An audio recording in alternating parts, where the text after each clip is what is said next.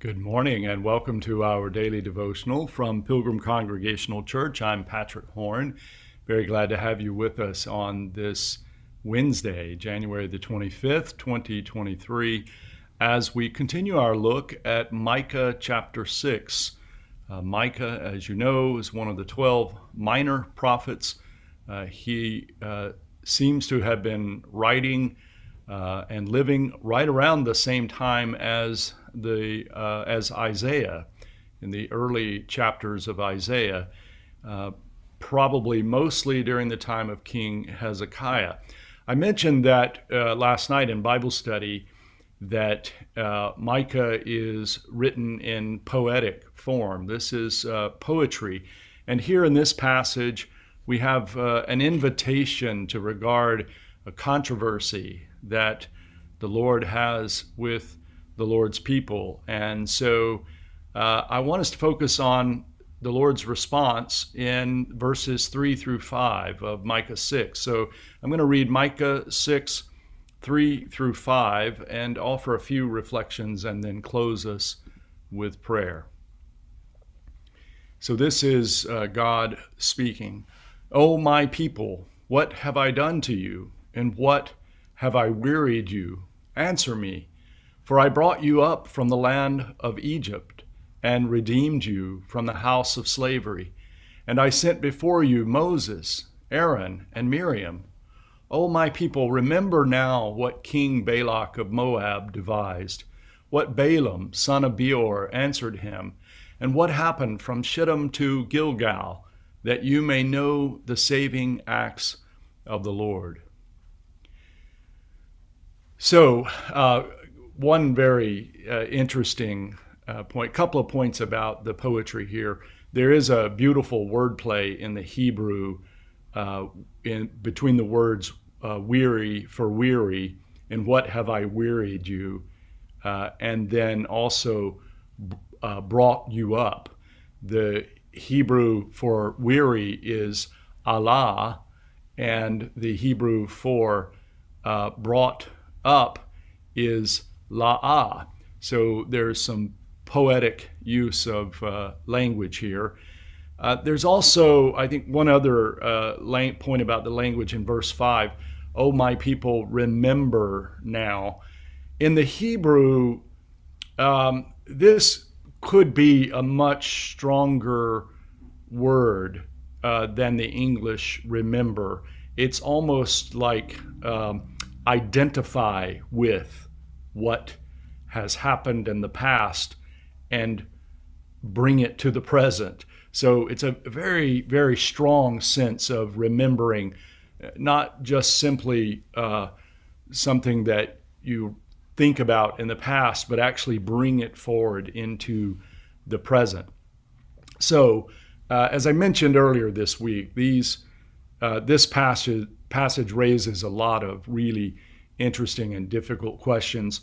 It seems that the people are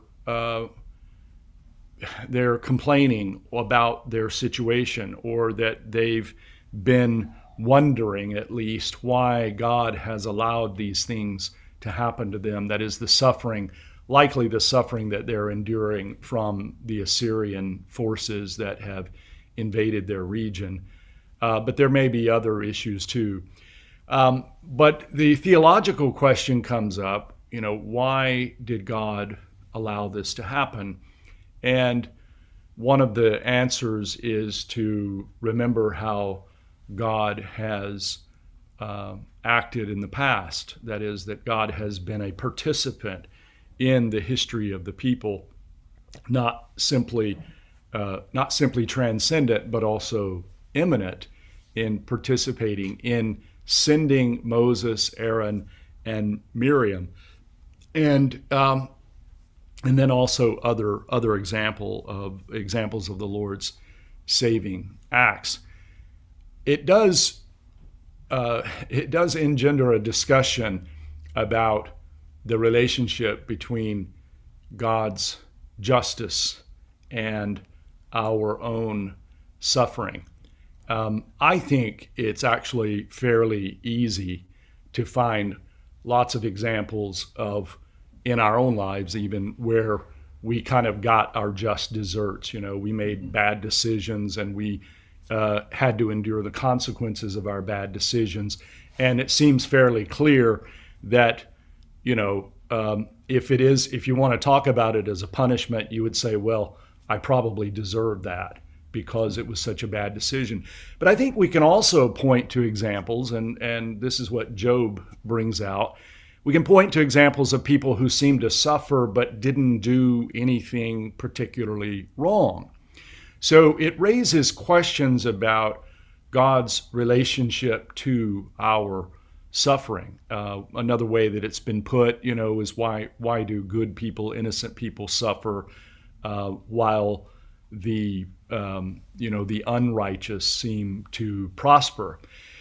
And I think that we have to be careful here, because I think it would be a mistake to say either that that you can always see how God is responding in a person's life by whether or not they're suffering.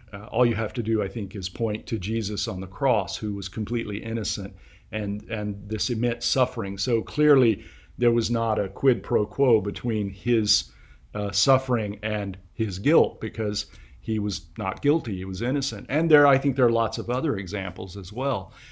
I think that also, though, that we have to be careful not to draw the other extreme conclusion, which is to say that our suffering doesn't have anything to do with God's justice.